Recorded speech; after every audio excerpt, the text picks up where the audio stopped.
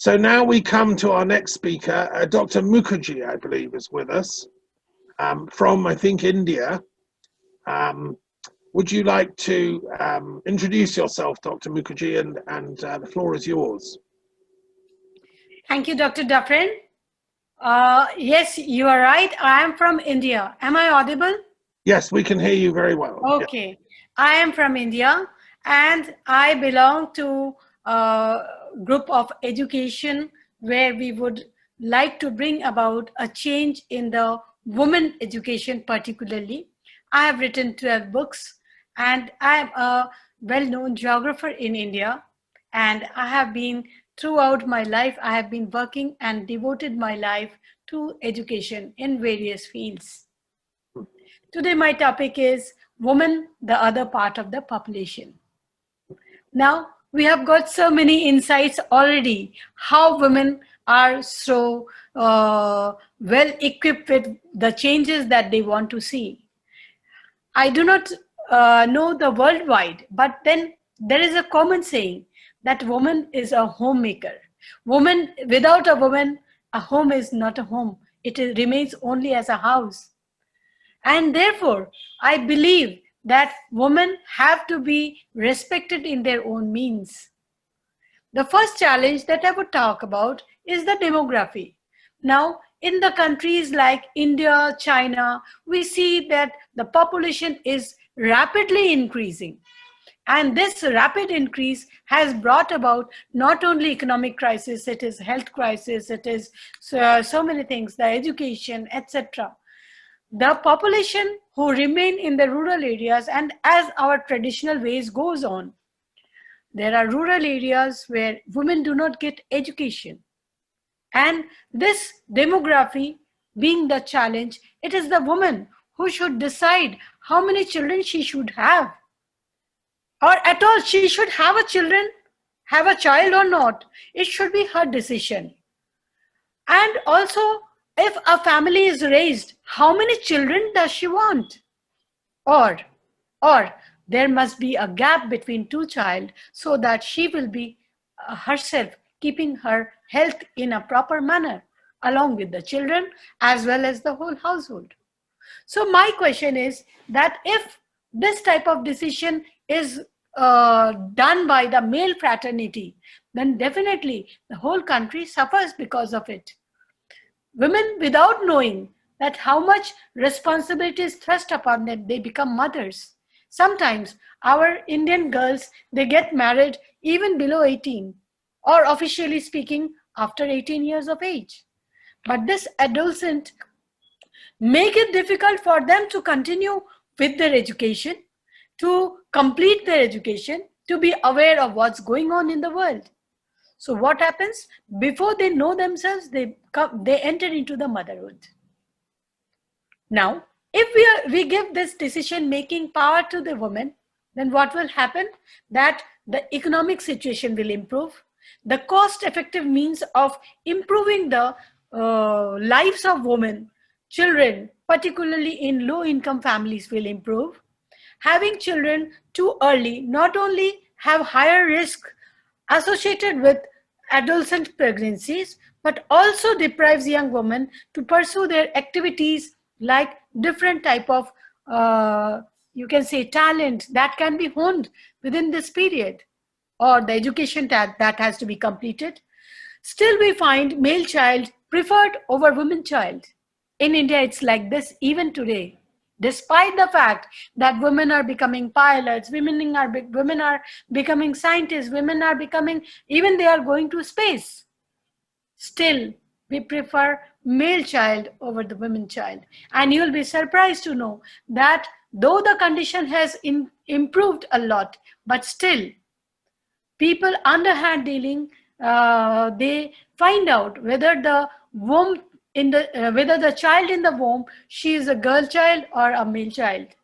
And of course, there are many families, particularly in the rural areas, where they won't want a female child.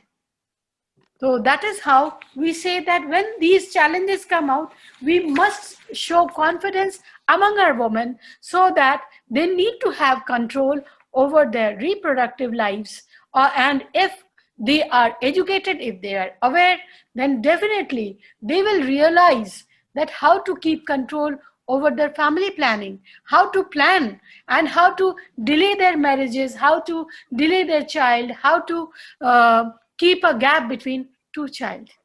That will not only help the woman herself, it will help the children also, it will help the whole family and the country in its own turn. Now, the second factor that I would like to talk about, when people give lot of insights in this, we talk about leadership, that women should achieve leadership, women should do some wonderful work, they have to look after the society and so on. But then, once she is thrust upon the family responsibilities, hardly anybody asks who she is, what she wants, what will make her happy. Does anyone have time to go and ask her?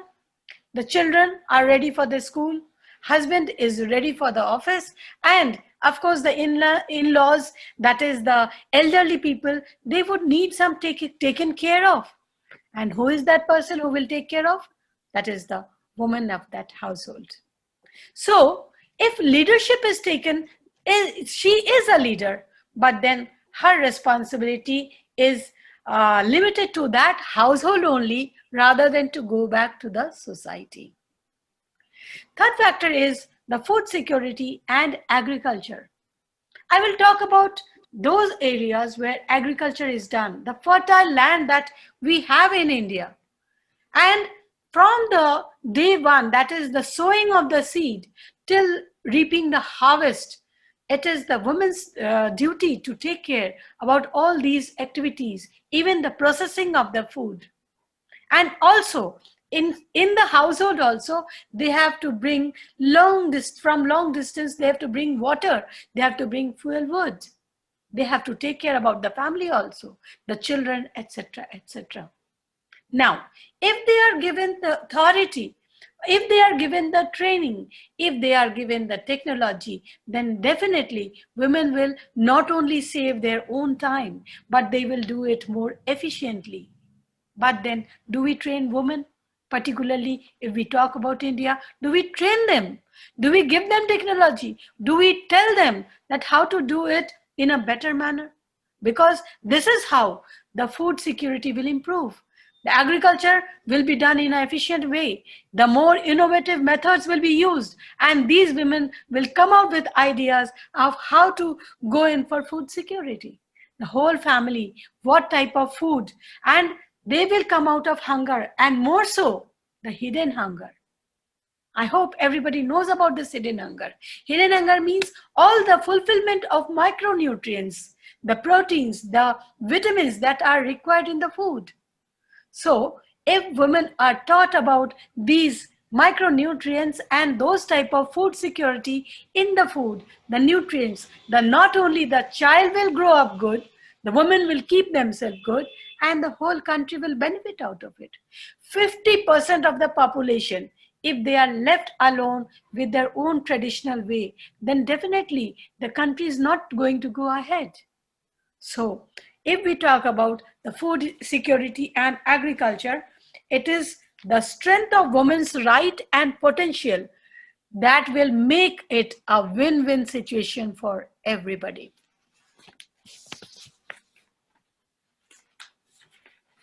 Third thing is inheritance. When we talk about inheritance, all those women who work in the field, do they have the inheritance right? Do they have those same field in their own name? The answer in majority is no.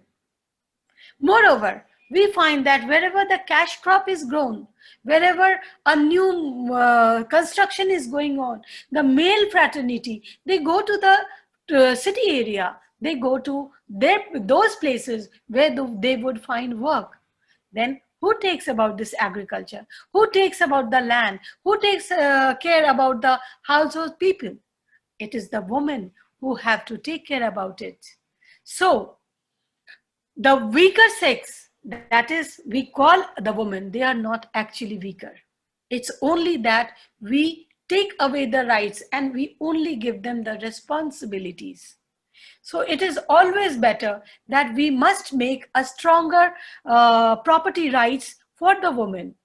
And also the lesser investment money to buy the inputs in agriculture must be given to the women, so that they can plan good agriculture, so that plan the land use, so that plan how to make better economy. And of course, each household makes the country. So each household, if they go on to go in for better income, then definitely the whole country will benefit out of it. In India, there is a tradition called dowry. Women are given some sort of assets, some sort of gold, some sort of ornaments, so that we call them as Stridhan. Now, there are many people who object to this tradition, that why women have to give in dowry. Now, if the whole property is kept in the name of male fraternity, dowry is only a fraction of that property. So why not? This Stridhan should remain with that Stri, so that in case of any crisis, she don't have to go back to her own parents, and she can make up the economic situation so that she can manage the crisis in her own family. Then we talk about the environment. If women are taught about the plants, about planting of the trees, about the keeping environment clean, about those things that we have in the environment, how to respect them, then definitely it's the 50% of the population. So environment will definitely get a boost in our life, in the world, in the whole of the world. In India, we have a program called social forestry. That is all those land which are left around the, say, lake beds, which are left around the rail tracks, around the road, that is roadside, around the panchayat lands. There we can grow trees, good trees, those trees which will supply fruits, fodder, as well as the barks of the trees will be used for medicines and all. But all those places where women have not been involved, there's the social forestry has failed. So if we want to keep our environment intact, if we want to respect our environment, woman is one such tool by which we can definitely improve our environment. The whole world saw the pandemic. One whole year, 2020, we lost much of our economy, we lost much of our jobs, we lost much of our energy and skills. Many of us lost our jobs as well. But the woman who stayed at home throughout, she was not working. She had doubled the duty, because in the morning, afternoon, evening, she had to make food. She had to do all the errands of the whole family member. Of course, she was happy that the family was there with her. The family bond was there. Everybody was there in the happy mood in the whole family. But then, who was doing the errands? Even the maid who used to come and help her, this helping hand was not available because of the risk of infection that would be brought from outside. So it was the woman who had to take care of everybody. But did this was acknowledged by their family members? Most of the time it was a no. Then women as an educator. Women we call as the, you educate a woman and you educate a nation. From pre-literate to literate stage, for every child, it is the mother's lab which goes on to educate the child. She educates about the tradition. She educates of what are the system that we followed, the aptitude, the manners, the well-being of the child. Everything is taught to that child. But which school the child has to go? Which school or what type of education the child will go? It is not decided by the woman. The male fraternity, they comes and say, okay, we have got less income, so let us save the money for male child's education. Whereas, okay, the female child can study at home or maybe to a nearby village school. Now, if we educate that male and female child equally, then definitely our own country will benefit out of it. But then this right is again deprived of the woman who can decide much, much more better than the male fraternity. If the male child wants to go for a sports, the toolkits, the costly accessories, it's bought for the male child. At that time, nobody thinks about the economic crisis. But the woman child, she will go and play Ludo, Carom, Kabaddi, and so on. Why? The women in themselves have so much of talent. It's only that we have to recognize this talent.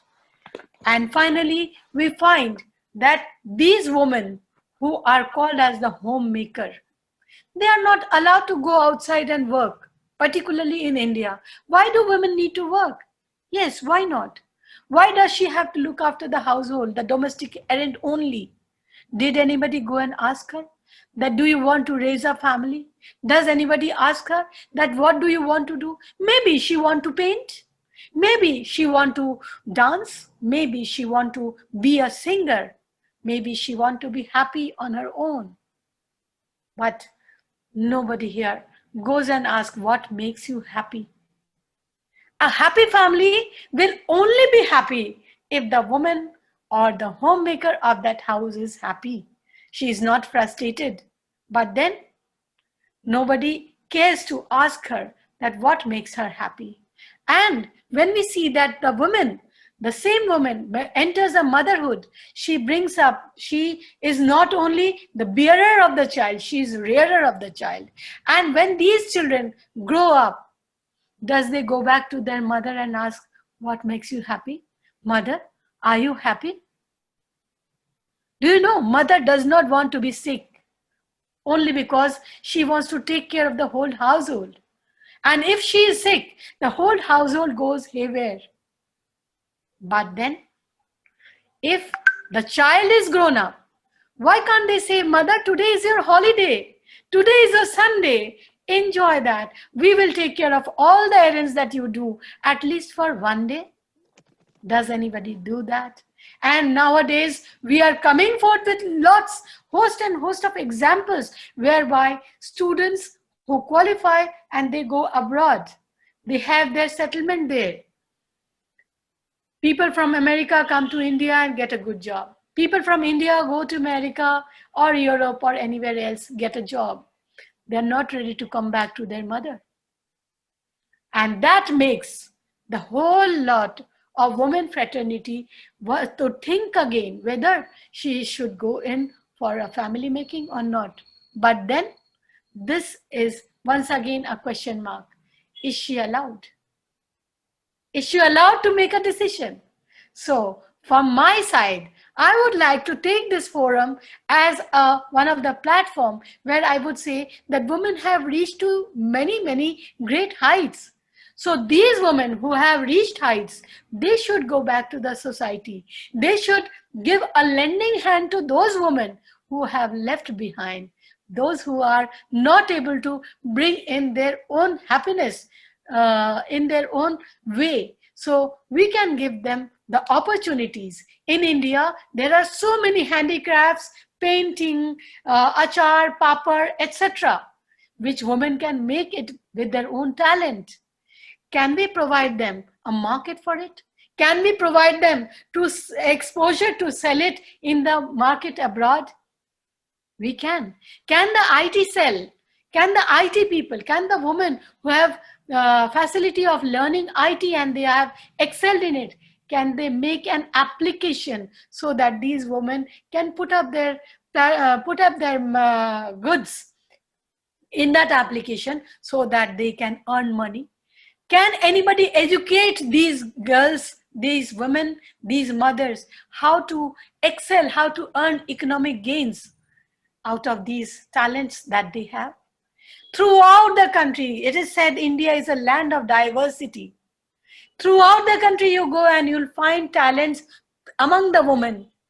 So is it not the day? This is International Day, International Women's Day. Is it not the day that we pledge to bring about the changes that we want to see, first of all, in the rural woman, secondly, make the woman happy, and also to give a lending hand to those women who are left behind, who are not happy, who are left alone with their own sorrows, who are frustrated, and who do have skill, so that we can bring them to expose themselves to the market and gain economically and become economically strong. Once they are economically strong, maybe they would find courage enough to be a leader, not only of their country, but throughout the world. Thank you so much. Right. Thank you so much, Dr. Sumita Mukherjee. You've raised so many interesting points.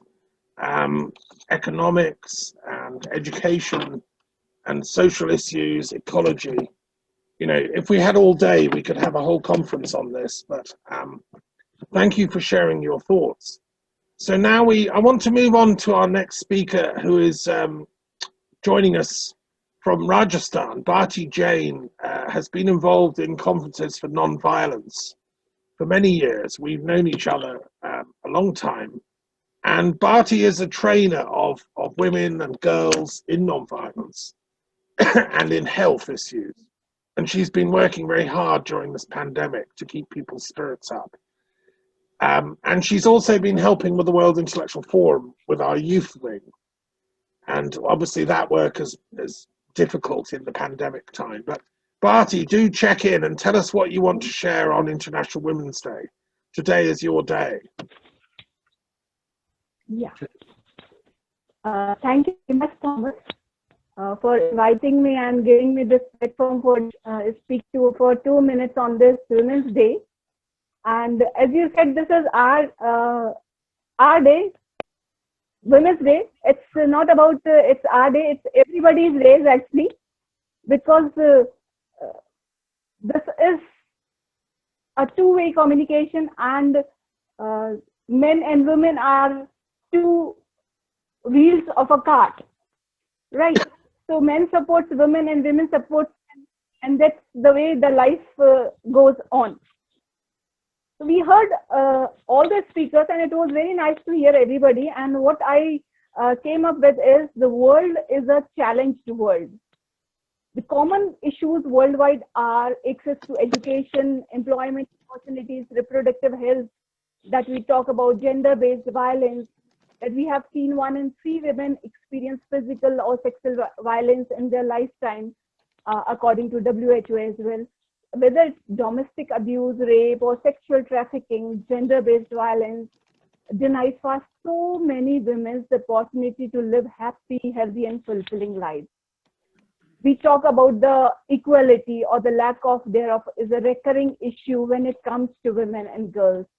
Whether it's unequal access to schooling for girls in developing countries or unequal pay for women in the world's workplace. In a world where 95% of countries are led by a male head of a state, it's clear that we as a global community have a long way to go before women are giving a fair shake. Dr. Siddhartha raised a question about moral, intellectual, and character killing. And I just believe that this is the actual root cause of the suicidal cases that Katyani was talking about, non-killing. So I think we need to work upon these issues to stop self-killing, because ultimately suicide comes. What is the root cause of suicide? How it comes? So the root cause is like somebody is forcing you. That means you are allowing other person to overpower you, right? That is, you are losing control on yourself and somebody else is directing you.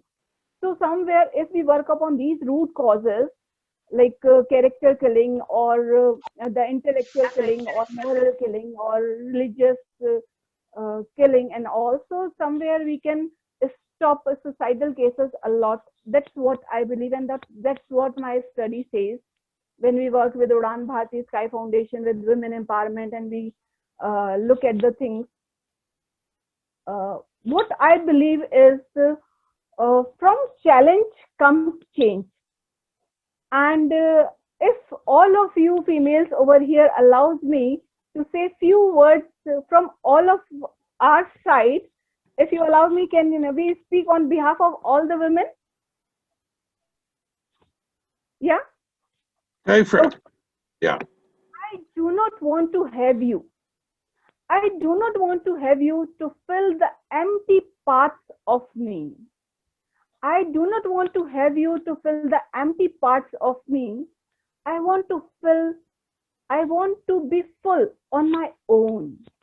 I do not want to have you to fill the empty parts of me. I want to be full on my own. I want to be so complete. I could light a whole city. And then I want to have you, cause the two of us combined could set it on fire. So this rise of women is not about the fall of a woman. Being independent focuses largely on recovery, with a particular emphasis on self-fulfillment and self-love. We heard about Susanna, who talks about self-love, which I think me and Thomas also believes in. And every woman should understand that you must enter a relationship with yourself before anyone else. Because if you have a strong bond with yourself, if you love yourself, if you know yourself, you can make any kind of strong bond with anybody else around you. And that's what we teach about this in society. I have my research program, Namokaar Gym. We have very less time, otherwise I would have shown you the videos, but you can see them on YouTube. I would like to speak a little bit about it. It's a program on holistic health approach. We talk about a lot on physical, mental and spiritual fitness. So it is a combination of all. A gym which you have at this place itself. Because you have your breath with you, you have your mind with you, you have your body with you, and that's where your gym is. So you can empower yourself fully and completely with all these things, scientifically, psychologically, and spiritually, and that is what Namokaar Gym is. And we work upon be the best version. I believe that we should work upon be the best version of you, because you have everything in you. So if you know yourself, you can come up with anything. That's what I believe in. And these kind of programs is a bit for the people who are a bit anxious about what's happening around, and I'm going to redefine the way we exercise. And I'm 10% sure if this program could change the major part of your lifestyle. What I want to say at the end is, you have to stand up against any crime against you. Only you are the person who can stop injustice against you, and nobody else. Nobody is allowed to harm you except you. So सिर्फ ये कहना चाहूंगी कि इन हवाओं से कह दो कि हम पंखों से नहीं, हौसलों से उड़ान भरते हैं. What I mean to say is, tell this wind that we fly with the courage and not with the wings. So be courageous, gather all your strength, be you, empower yourself and empower this world, because you have the power to change the whole world. So happy Women's Day to all of you, all women and men as well, because women has man in her, she has he in her. So both are a single entity. That's what I believe. Thank you. Thank you so much, Bharti Jain. And it's good to see you looking so well. Can you put the link to your work in the chat, please? Some people have asked for the website of your foundation. You just put it in for everyone, okay? So we're coming to the end of our forum. We have a 2-hour running time. Now, I'm not sure if Dr. Siddhartha can show us the video he's been promising. Now is the time, sir. Namaste to everyone. My name is Vandana Sharma. I live in Boston, United States. I'm a designer and a homemaker.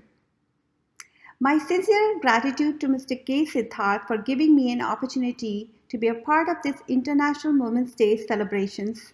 I feel extremely humbled to be a part of this forum among such distinguished panelists.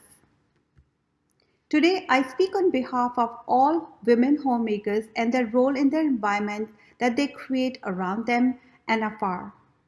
These days, women have a plethora of professional choices. Still, the mother of all professions is that of a homemaker. And while we encourage our girls for the STEMS program consisting science, technology, engineering, and math, still the root of all profession is that of a homemaker, part-time or full-time. The homemakers have been playing a great role since eternity in keeping their households intact by grooming their children as well-nurtured people so that they become productive citizens of any nation.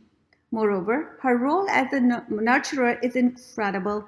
She makes herself available to her family, extended family, and friends.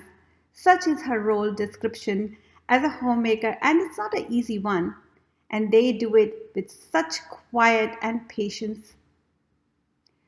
But in today's society, the job of a homemaker is devalued, as she is of no worth in terms of profit gain. And on the other hand, they themselves feel like a dying breed, mustering courage to find loaded designations for themselves like a home manager or a CEO of her home or similar. Sad that they feel that there is a stigma in being called just a housewife, while our children's mental health statistics are crying out loud for help.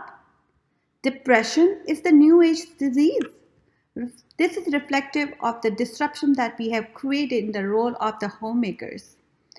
I find this quote in the magazine Hinduism Today: a homemaker is a powerful and influential position that should be held in awe, not in disgrace. Let us hold the hand of every woman who finds contentment in making home and family a priority and tell her that she's not less, she's more.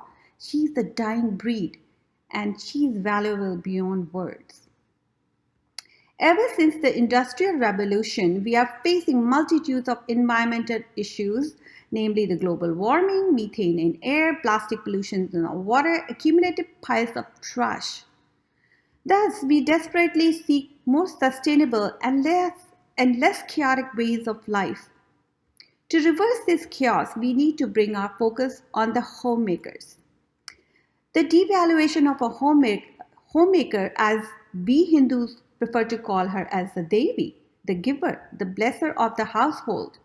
Hence, we need to revisit the sacred lifestyle of Sanatan Hindu women homemakers. Here I am addressing women as homemakers. So what are the rules of Sanatan Dharmi homemakers? The golden rules are perhaps with lesser conveniences, but definitely with lesser stress and more mindful and peaceful, thus peaceful way of life. Though Corona seemed to have reset some of the pace a bit, but I have coined this term called paceful way of life so that life is not a blur and the homemakers help you savor it. She helps you savor moment to moment. Here we check Sanatan means practicing sustainable ways of life so that it's everlasting for all beings, living or non-living. Dharmi means self-monitoring yourself for doing righteous duties for the larger good. The golden tradition is depicted in the 14-piece paintings of S. Rajan in 1914. These paintings depicted the daily rituals performed as a routine from dawn to dusk by all Hindu homemakers all over India in 1914 and prior. Thankfully, our rural women still live with those golden rules and mindfully touch upon all the 5 elements of nature in their daily routine, like offering water to the sun and making rangoli on the ground. And she does it with all the love for her family, for wholesomely thrive. And while our urban homemakers are always on the run and go, feeling uprooted from their traditional settings. Traditionally, a homemaker is a guardian, bringing joy to herself first, and then radiating that to the people around her, invigorating life.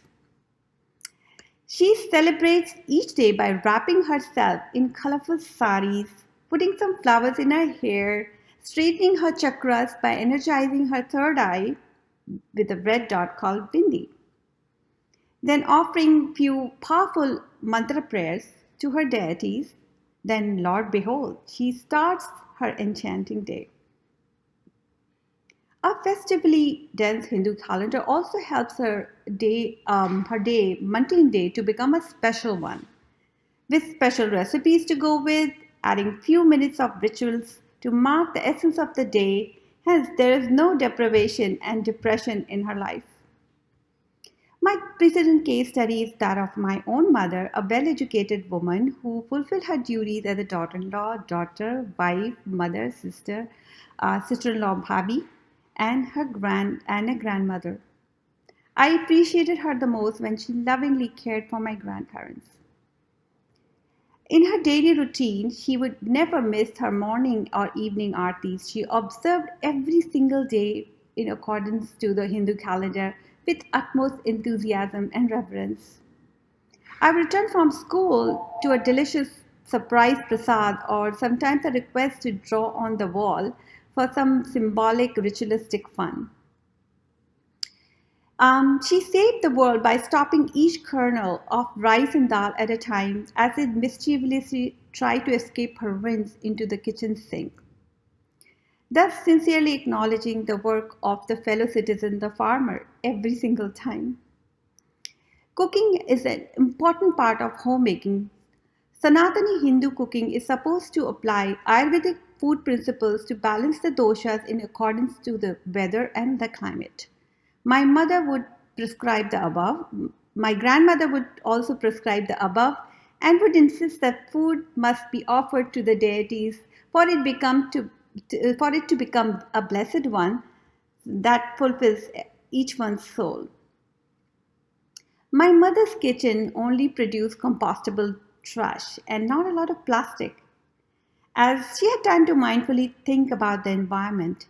But these days, most professional women, in their pursuit of happiness, choose to order food from the restaurants and it's delivered in the plastic containers. Who has time to think about the environment?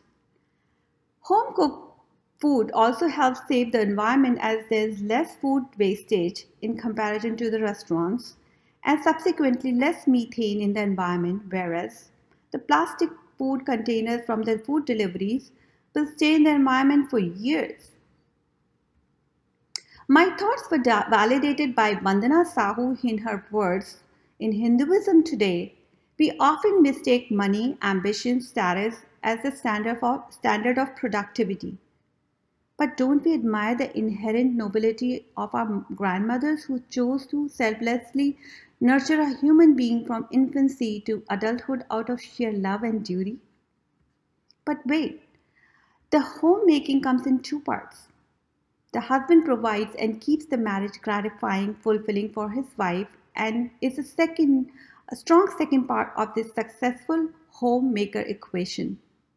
Only if he values his wife's presence at home can this arrangement work equitable. In the end, I would like to say I acknowledge that some full-time homemakers neglect their homes, and then they are not certainly better than working women. And then there are a lot of working women who stretch themselves to fulfill both roles somehow. Though the very successful ex-CEO of Pepsi, Indra Nooyi, in her very famous interview acknowledged that women can't have it all. It's just simply impossible. I too pursued a career to be a successful designer, but my heart was always been as of a homemaker. Finally, I would like to extend my sincere thanks to all the homemakers within you, regardless of the gender. Your work is highly appreciated. So I thank you all for being one. Together, we will create well groomed, well nurtured future leaders to care for this world and this beautiful planet we call lovingly Ma Prithvi. Thank you so much for this opportunity. I'm again highly gracious and thankful for this lovely time that I've spent here. Thank you so much again. Enjoy. Namaste and Pranam. I am so honored and delighted to be a part and invited to speak during this International Women's Day event. So thank you all. Thank you so much for inviting me. And during my allotted time to speak, I just wanted to share why I love India, Hinduism, and the importance of Shakti.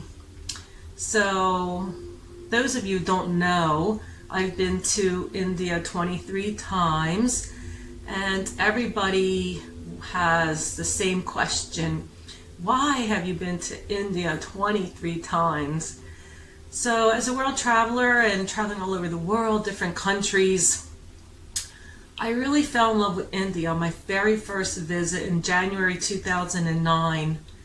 It was just an array of everything: the hospitality, the country, the people, the Hindu culture. It was amazing how strangers off the street would just come up to me and touch my feet and do just small gestures like namaste. And the hospitality of the people is just so amazing. I never felt so much love and warmth, like one big happy family when you're in India, and it's so colorful. And being in other countries, they didn't have that warmthness, that like hospitality. So India is so welcoming. It's so welcoming, and you just feel like a part of the family. No matter where I went, trains, buses, day, night, all over the country, people just were just so helpful, and it was just amazing. And I believe a lot of this stems from Hinduism and the culture and the Hindu values. So that's why, traveling to different countries, and not to say that some countries, were not hospitable at all. I mean, Japan was nice, and Israel, but nothing to the extent as in India. India is just like, even a foreigner like me, they're like, no, you're not a foreigner. You're part of the family. So India has that to offer, and that's why I love India so much. Now it's considered my home. It's my motherland. And in all my work on social media and the youth, I always encourage them, be proud you're Indian, be proud you're born in India, and be proud of your Hindu culture and Hindu values, because it really is the best. And it's so sad that nowadays, especially the youth, everybody wants to emulate the West like it's the best, and forget about the Hindu culture, the traditions, which is so powerful and so meaningful. And I'm still glad that it's still intact after thousands and thousands of years, because it really is life changing, and it really is transforming, because it transformed my life so much. And even just being in India alone itself, you really get smacked in the face with reality. Like it's just so different, and then you look at life differently. And I love the Hindu culture, how they respect animals as life, and the Western people, they slaughter cows and pigs and, like nothing. But in Hinduism, and I love the non-violence in Hinduism. That is what really touched me. And even when I'm on India, the stray dogs on the streets, local people are coming and they're putting coats on the dogs to keep warm during the winter months. So it's just all these little things that are so meaningful in life. And again, a lot of it, I believe it stems from Hinduism and just their teachings.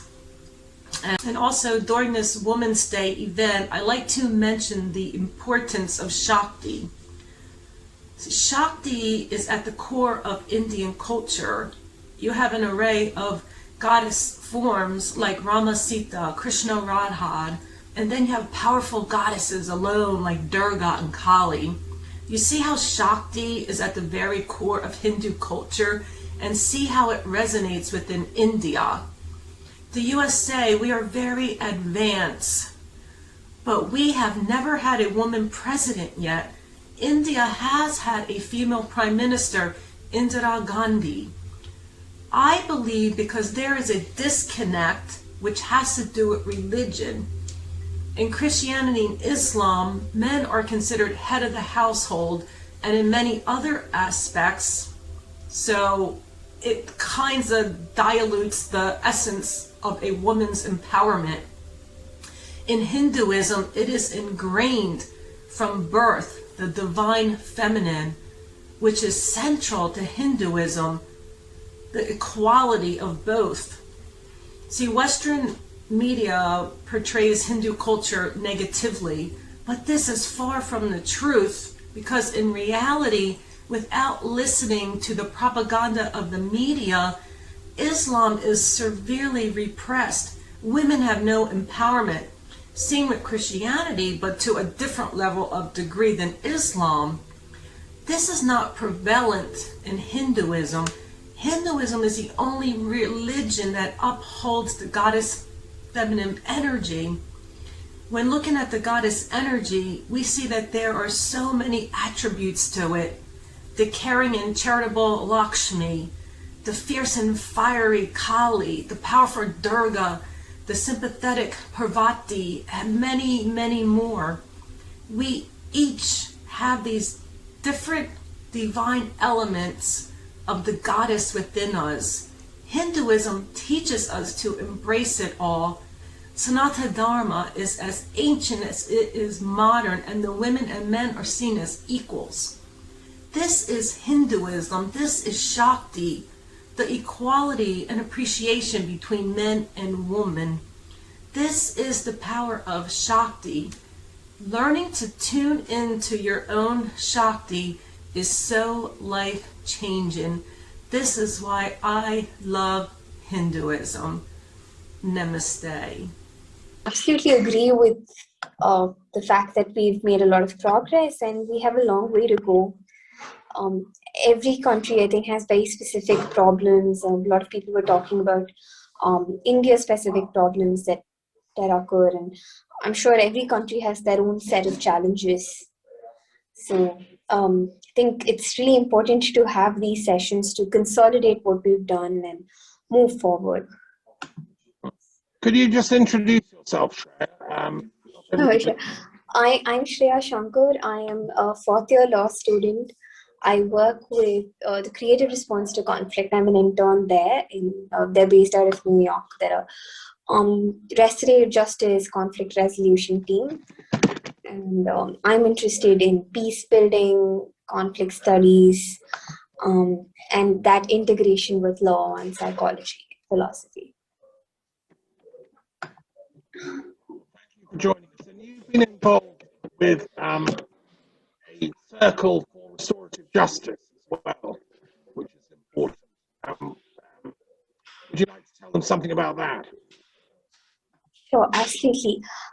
Restorative justice simply refers to this process through which people involved in any conflict are brought together and are restored to their previous state of being before the conflict existed.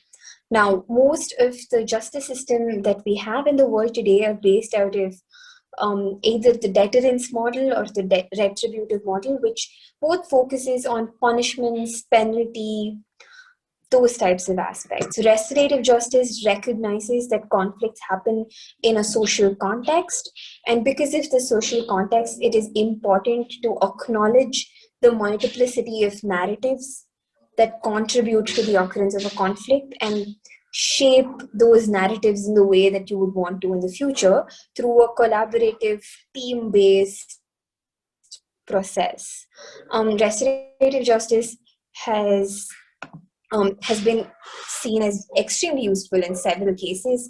And we've had truth commissions and restorative commissions set up by international organizations, including the UN in multiple countries, and they've been very, very effective. In fact, the International Criminal Court of Justice very recently passed a judgment saying that any place with a truth commission or a restorative justice commission should be exempt from prosecution, because that is a better way to deal with conflict and post-conflict areas. And CRC, the organization I'm working with, does brilliant work with respect to analysis, study on restorative justice, and they pull in people from all over the globe, pull in resources, because restorative practice is rooted in our indigenous traditions, both Indian and elsewhere.